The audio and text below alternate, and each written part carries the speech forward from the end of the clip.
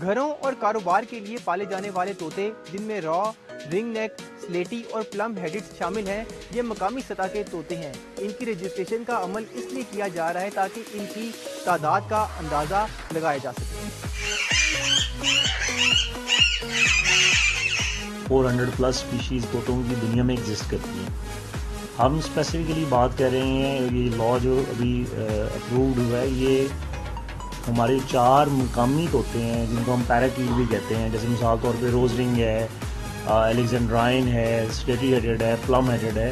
یہ ہمارے 4 مقامی پیراکیٹ ہیں۔ پیراکیٹ ہم اس لیے کہتے ہیں کہ جیسے مکو ہے وہ بڑا طوطا ہے، یہ ذرا سائز میں چھوٹے ہوتے ہیں۔ گھریلو صارف کے لیے طوطے کی سالانہ فیس 1000 روپے ہوگی، جبکہ کاروباری سرگرمیوں میں شامل افراد کے لیے سالانہ 30,000 روپے وصول کیے جائیں گے۔ طوطے کی پہچان ان کے پاؤں میں پہنائے گئے رنگ سے کی جائے گی۔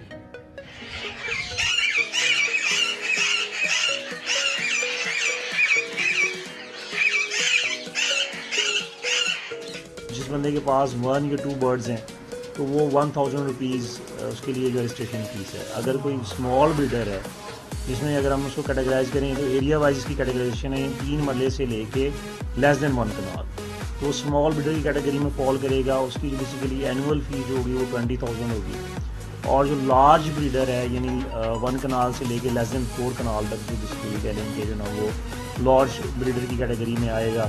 ماہرین کی رائے میں طوطوں کی مقامی نسل کو محفوظ بنانے کے لیے شہریوں کو رجسٹریشن کے عمل کا حصہ بننا چاہیے۔ کیمرہ مین فاروق احمد کے ساتھ محمد تیمور، ڈان نیوز، لاہور۔